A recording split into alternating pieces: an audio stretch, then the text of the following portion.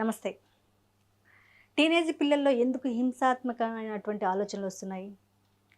ఎవరిది తప్పు? ప్రిన్సిపల్ రూపారెడ్డి హత్య కేసు అందరికీ తెలిసిన విషయమే. అసలు ఎలా జరిగింది? పిల్లలు ఎందుకు ఎటువైపు వెళ్తున్నారు మాట్లాడదాం. మనతో పాటు సైకాలజిస్ట్ డాక్టర్ వీరేంద్ర గారు ఉన్నారు. సార్ నమస్తే. నమస్తే. సార్ మీరు చూసే ఉంటారు రూపారెడ్డి ఇష్యూ. సరే, అసలు పిల్లలకి అలాంటి ఆలోచనలు ఎలా వచ్చి ఉంటాయి? రూపారెడ్డి విషయం విన్న తర్వాత నిజంగానే షాకింగ్ అనిపించింది.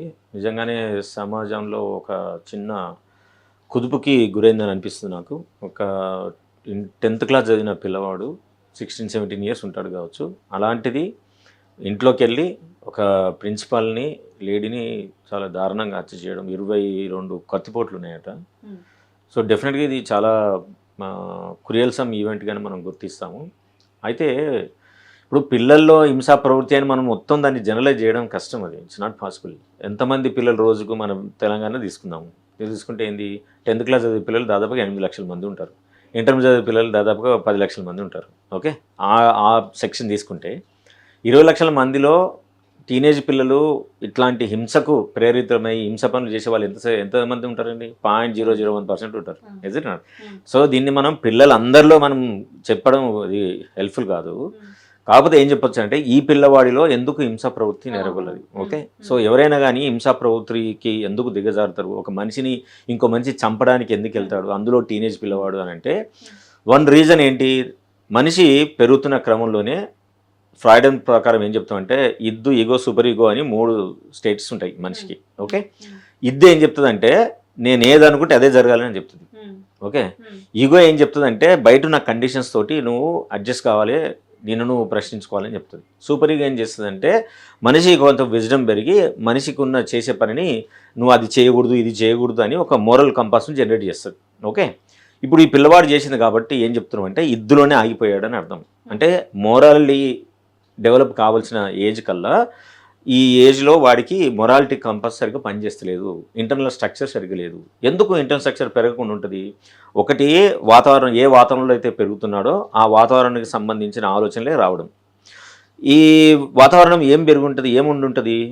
ఒకటి మనకు 2 రకాల వాతావరణాలు ఉన్నాయి. ఇప్పుడు ఇంతకుముందు ఒకటే ఉండేది, ఇప్పుడు ఉన్నాయి. ఇంతకుముందు ఏమిటి? ఒకటి ఫిజికల్ ఎన్వైర్న్మెంట్ ఉండేది, అంటే నేను ఉండే ఇల్లు, నేను పనిచేసే ప్రదేశం, లేదు నా స్కూలు కాలేజీ, లేదు నా స్నేహితులు, నా బంధువులు. ఇది మన వాతావరణం. ఓకేనా? ఇప్పుడు 2వ వాతావరణం వచ్చింది. ఏమొచ్చింది? వర్చువల్ వరల్డ్ వచ్చింది.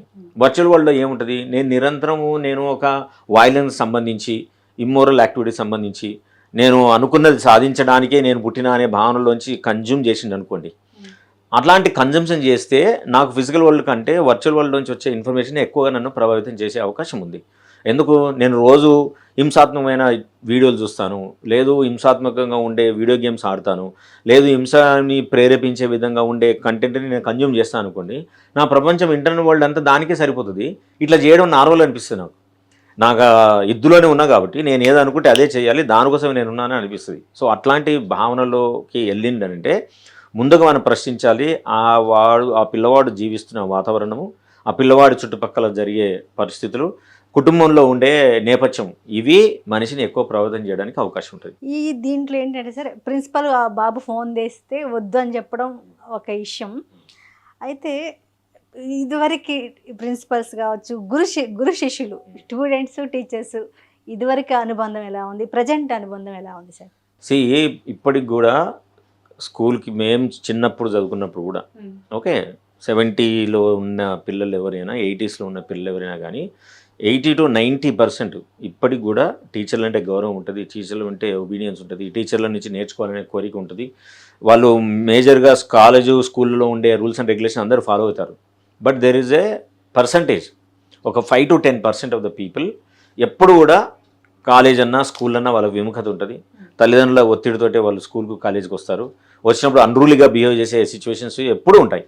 మీరు ఇప్పుడు సినిమాలు చూడండి, 60sలో వచ్చిన బ్లాక్ అండ్ వైట్ సినిమాలు, ఓకే, 70 నుంచి 80కి వచ్చి కలర్ ట్రాన్స్ఫర్మేషన్ సినిమాలు చూడండి. అందులో హీరో స్టూడెంట్ ఉంటాడు, హీరోయిన్ స్టూడెంట్ ఉంటుంది, రైట్? వీళ్ళిద్దరు వ్యతిరేకంగా ఒక విలన్ స్టూడెంట్ కూడా ఉంటాడు. What does it mean? Okay, even ఈ సినిమాలే కాదు, మీరు వేరే దేశంలో ఉన్న సినిమాలు కూడా చూడండి. సో డెఫినెట్గా సమాజంలో జరుగుతున్న రూల్స్ అండ్ రెగ్యులేషన్స్కి ప్యారల్గా పోయే వాళ్ళు ఒక సెక్షన్ అయితే, దానికి వ్యతిరేకంగా ఉండి వైలెన్స్ బిహేవియర్లు పోయే వాళ్ళు ఒక సెక్షన్ ఎప్పుడు ఉంటారు, ఉండకుండా ఎప్పుడు ఉండరు. సో ఈ ఇప్పుడున్న సమాజంలో కూడా అలాంటి పిల్లలే ఉంటారు. ఇంకా ఇప్పుడు స్కూల్ వాతావరణం, కాలేజ్ వాతావరణం అన్నీ కూడా గోల్ ఓరియంటెడ్, పీర్ ప్రెషరు, తర్వాత సినిమాల ప్రెషరు, తర్వాత మన సోషల్ మీడియా ప్రెషర్, ఇవన్నీ ఎక్కువైపోయి పిల్లలు చదువుకునే వాటి పట్ల కానీ సమాజాన్ని పట్ల కానీ కొంచెం వ్యతిరేక ధోరణి పెరిగే అవకాశం ఎక్కువ ఉండొచ్చు. ఎందుకు? ఒత్తిడి వచ్చినప్పుడు పిల్లలకి ఏం చేయాలో తెలియదు. ఎందుకంటే మనం ఎప్పుడు నేర్పించట్లేదు. నీకు ఒత్తిడి వస్తే నువ్వేం చేయాలి, ఏ మెథడ్స్ ఫాలో అయితే ఈ ఒత్తిడి నుంచి బయటకు వచ్చి నువ్వు సానుకూలంగా సమర్థవంతంగా నీ జీవితాన్ని ఉపయోగించుకోగలుగుతావు అని చెప్పే వ్యవస్థ కానీ, చెప్పడానికి అనుకూలంగా ఉండే వాతావరణం కానీ మా స్కూల్లో కాలేజీలో లేదు. కాబట్టి వాడికి తెలిసింది ఏంది, ఇన్స్టాంట్గా నా ఎక్స్పీరియన్స్ అయితే నేను ఫైట్ మోడ్కి వెళ్తాను నేను. సో రెబెల్ కావడానికి అవకాశాలు ఎక్కువ ఉన్నాయి. ఈ ఇన్సిడెంట్ తర్వాత చాలామంది అనుకోవడం ఏంటంటే పేరెంట్స్ పిల్లల్ని సరిగా పట్టించుకోవట్లేదు, ఫోన్లు కొనిస్తున్నారు, అందుకే పిల్లలు ఈ సినిమాలు కావచ్చు, వెబ్ సిరీస్ కావచ్చు ఇలా చూసి ఇలా హింసకు ప్రేరేపిస్తున్నారని చాలామంది అంటూ ఉంటున్నారు. జడ్జి చేయడం ఎంతసేపు అండి, ఈజీ. ఓకే, పిల్లలు హింసా ప్రవృత్తికి అందరూ పోవటం లేదు, వెరీ స్మాల్ సెక్షన్ పోతున్నారు. ఓకే, ఈ స్మాల్ సెక్షన్ ఎందుకు పోతున్నారు? స్మాల్ సెక్షన్ ని కట్టడి చేయాలంటే పేరెంట్స్ కావచ్చు, స్కూల్స్ కావచ్చు, ఎలా చేయాలి, ఎలా అరికట్టాలి? It is very simple issue అండి. మేము ఎప్పటి నుంచో ప్రభుత్వాలకు ఏం విన్నవిస్తున్నామంటే, పిల్లలు కాలేజ్ కానీ స్కూల్కి వెళ్ళిన తర్వాత పిల్లలందరిది కూడా సైకలాజికల్ స్టేటస్ని మ్యాప్ చేయాలి. Okay, it is easy. ఇప్పుడు ఒక 1000 మంది పిల్లలు ఒక కాలేజీకి ఒక స్కూల్కి వస్తారు. వచ్చినప్పుడు ఏంటండి, చేరే కంటే ముందే మీరు ఒక సైకలాజికల్ అసెస్మెంట్ చేయాలి. బై ఏజ్ ఆఫ్ 12-13 నుంచి మనం మ్యాప్ చేసి పెట్టుకుంటే ఎవ్రీ ఇయర్లో వాళ్ళ ప్రోగ్రెస్ ఎట్లా ఉంది, వాళ్ళ ఆలోచనల ప్రవర్తనలో ఎలాంటి బిహేవియర్ వస్తుంది, ఏ పిల్లవాడిలో అయినా కానీ ఏదైనా సైకోపథాలజీ మనకు గుర్తించగలిగాం అనుకోండి, పేరెంట్స్ పిలవడము, వాళ్ళు పిల్లవాడికి కావాల్సిన ట్రీట్మెంట్ ఇప్పించడం, లేదు థెరపీ కావాలంటే థెరపీ ఇప్పించడం, ఫిజికల్ యాక్టివిటీ కావాలంటే వాడిని గేమ్స్ పెట్టడం, ఇది కదా. మనం ఇన్స్టిట్యూషన్ లోపల స్కూల్స్ కాలేజీలు అన్నీ ఏమైపోయినాయి, అన్నీ కూడా గోల్ ఓరియంటెడ్ అయినాయి, మనీ స్పిన్నింగ్ సెంటర్లుగా మారిపోయినాయి. నిజంటే అవన్నీ కూడా అప్పులు ఇచ్చే కేంద్రాలు, డబ్బులు తీసుకునే కేంద్రాలుగా మారిపోయినాయి. కాబట్టి అట్లాంటి వాతావరణం లోపల పిల్లలకు నిజంగానే ఒత్తిడి వస్తే నాకు ప్రాబ్లం ఉందని చెప్తే ఎక్కడికి వెళ్ళాలి? ఇన్ని సంవత్సరాలుగా మనకు స్వతంత్రం వచ్చినా కూడా ఎన్నో సుప్రీంకోర్టు ఆర్డర్స్, హైకోర్టు ఆర్డర్స్ వచ్చి ప్రతి స్కూల్లో కౌన్సిలింగ్, సైకాలజీ పెట్టాలా, మోరాలిటీ ఇంప్రూవ్ చేసే పద్ధతులు చేయాలి, పిల్లలకు వాళ్ళ ఆలోచన విధానాన్ని అడ్జస్ట్ చేసుకునే విధానంగా మనం ఎడ్యుకేషన్ సిస్టమ్ ఉండాలా, స్ట్రెస్ ఫ్రీ వాతావరణం ఉండాలంటే మనం వింటున్నామా? మనం వినం. మనం దాని గురించి పట్టించుకోం, మనం మాట కూడా మాట్లాడం. ప్రభుత్వాలు కూడా అట్లే తయారైనాయి. ఓకేనా? సో మరి వీటన్నిటినీ చేయాలంటే ఎవరు పట్టించుకోవాలా అంటే డెఫినెట్గా పేరెంట్సే పట్టించుకోవాలి. ఎందుకంటే డైరెక్ట్గా ఈ ఇంపాక్ట్ జరిగేది, ఏదైనా నష్టం జరిగితే పేరెంట్కే అవుతుంది. పేరెంట్స్ గొప్పలకు పోయి ఫోన్లు కొనియడం అలాంటివి చేస్తూ ఉన్నారు ఈ మధ్య. అదే మనము 10 ఏళ్ల కింద మాట్లాడొచ్చు గొప్పలు పోయినని. ఇప్పుడు మనం ఆ మాట్లాడడానికి లేదు. ఎందుకనంటే చాలామంది రకరకాల అవసరాల నిమిత్తం సెల్ ఫోన్ కొనిస్తున్నారు. ఓకే, పిల్లలు ఒకటే వెళ్ళిపోతారు కాబట్టి సెక్యూరిటీ సెటప్లు కావచ్చు, లేదు తల్లిదండ్రులు ఇద్దరు పనిచేయడం వలన వాళ్ళు వచ్చే టైంకి ఇంటి దగ్గర అరేంజ్ చేయడానికి అవకాశం ఉంటుందని చెప్పి మొబైల్ ఫోన్ ఫెసిలిటీగా ఇవ్వచ్చు. నిజంగానే ఇప్పుడు అన్ని ఇన్స్టిట్యూషన్స్ అన్నీ కూడా ఏమంటూ ఇంటర్నెట్ ఇవన్నీ ఉపయోగించి వాళ్ళకు మెసేజ్ల లోపనే వాళ్ళ నోట్స్ పంపిస్తారు, టైం టేబుల్ పంపిస్తారు, ఎగ్జామ్ షెడ్యూల్ పంపిస్తారు, క్వశ్చన్ పేపర్ పంపిస్తారు, హోంవర్క్లు పంపిస్తారు. సో పిల్లవాడు మొబైల్ వాడకుండా ఎట్లుంటాడండి? So it's not possible. కాబట్టి ఫస్ట్ మన సిస్టమ్ ఆఫ్ ఎడ్యుకేషన్లో మనం ఏమి ఆశించి పిల్లలకు మొబైల్లో మనం నోట్స్ పంపిస్తున్నాము, ఏమి ఆశించి వాళ్ళకు నోట్స్ను కానీ టైం టేబుల్ కానీ మనం వాట్సాప్లో పెడుతున్నాము. ఇంతకుముందు కళాశాలలు, స్కూల్స్ అన్ని ఎట్లా పనిచేసినాయి?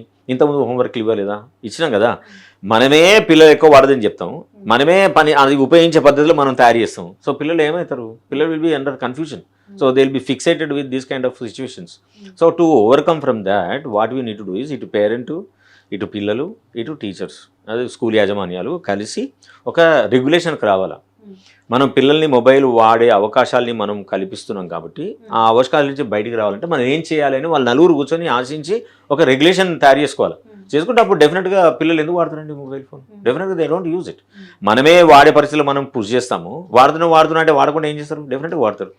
సార్, టీనేజ్ పిల్లల్లో మార్పుని పేరెంట్స్ గమనించాలంటే అసలు ఎలాంటి చర్యలు తీసుకోవాలి? పిల్లలు మనం చెప్పాల్సిన అవసరం లేదండి. తల్లిదండ్రులకి కానీ తండ్రి పక్క పెడితే తల్లిలో గ్యారంటీ పిల్లల్లో జరిగే మార్పులు ఈజీగా గుర్తిస్తారు. వాళ్ళు తల్లి గ్యారంటీ గుర్తిస్తుంది. 80 to 90% of the mothers are very very accurate in assessing their personality. Okay, చిన్న బిహేవియర్లో మార్పు వచ్చినా దొరకబట్టేస్తారు వాళ్ళు. సో అది వచ్చినప్పుడు తండ్రులకు మెసేజ్ పాస్ చేసినప్పుడు దాన్ని సానుకూలంగా తీసుకోగలిగే వ్యవస్థను ఇంట్లో క్రియేట్ చేయాలి. అది ఎవరు క్రియేట్ చేయాలా? ఇన్స్టిట్యూషన్ క్రియేట్ చేయాలి. ఇన్స్టిట్యూషన్లో కనుక కౌన్సిలింగ్ సెంటర్లు ఉన్నాయనుకోండి, డెఫినెట్గా పిల్లవాడు ఇట్లా తయారు చేసుకుని డైరెక్ట్గా కౌన్సిలర్ దగ్గరికి వెళ్తారు.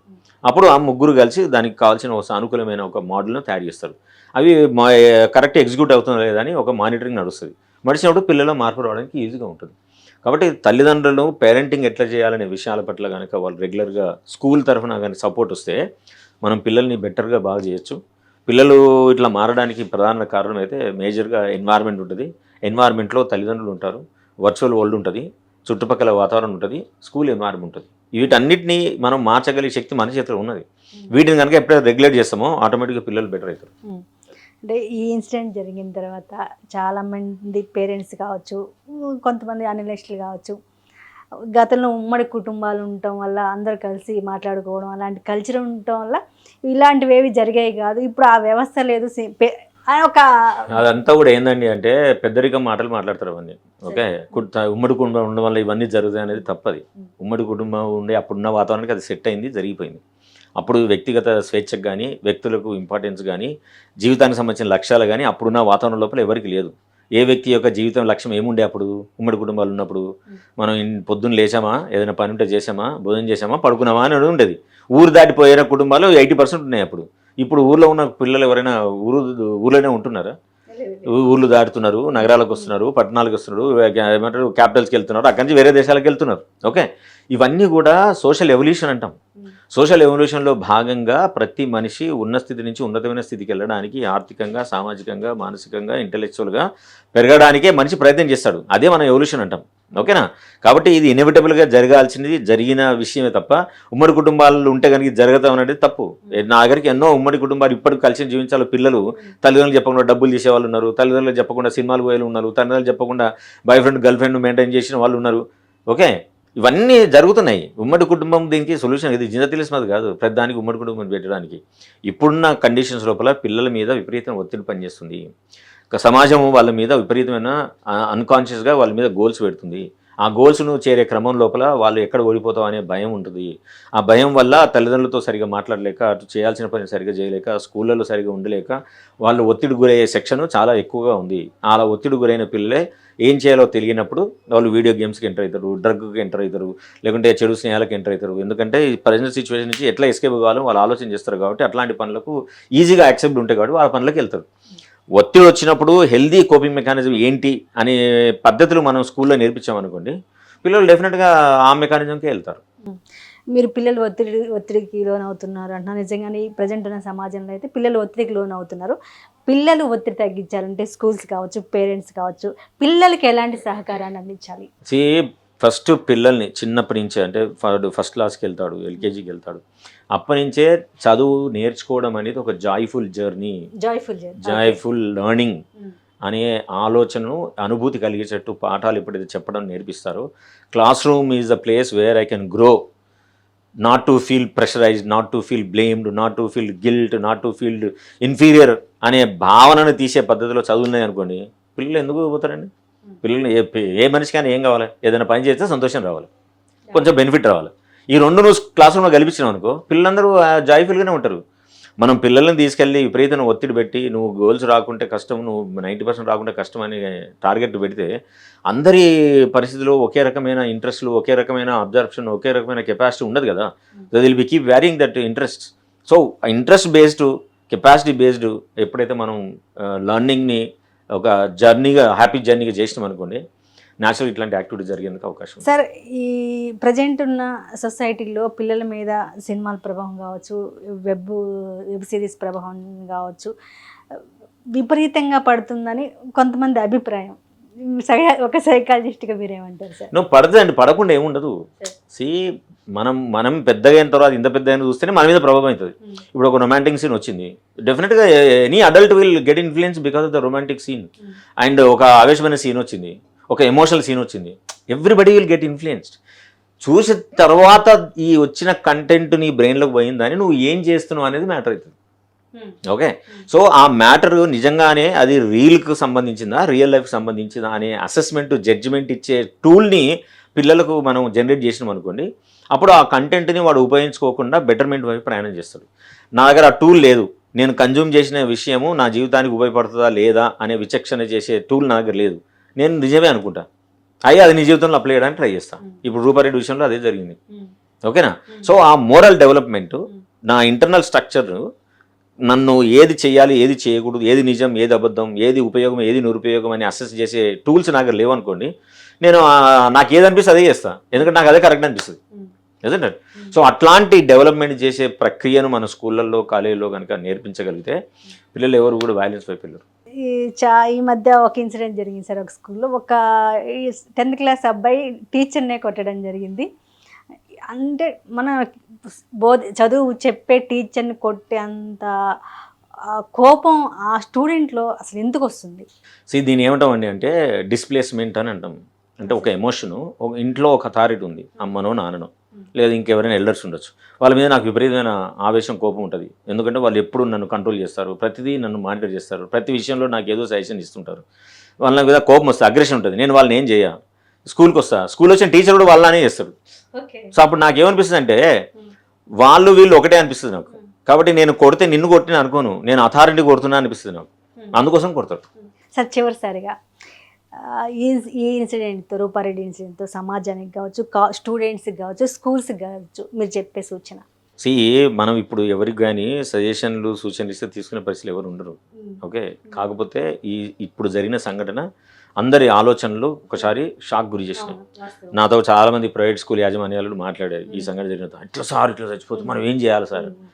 నేనంటున్నా, మీరు ఇప్పుడు ఆలోచిస్తారేందబ్బా, మేము ఎన్నో రోజుల నుంచి కొన్ని 1000 సార్లు మేము చెప్పుంటాము, మీ కళాశాలలో, కాలేజీలో పిల్లలకు సంబంధించిన ఎమోషనల్ డెవలప్మెంట్ కోసం, వెల్బీయింగ్ కోసం పనులు చేయండి, అది మీకే బెనిఫిట్ అవుతుంది. అంటే మీరు జోబులోకి వెళ్ళి రూపాయి తీసి ఎవరిని విలువరు, మీకున్న తెలుతుంటే మీరు ట్రైన్ చేస్తారు, ఎట్లా ఇది సాధ్యమవుతుంది? అందరూ యాజమాన్యాలు అట్లా ఉండకపోవచ్చు, but majority of the people are like that. So కాబట్టి అది మిమ్మల్ని కూడా ఎఫెక్ట్ చేస్తుంది.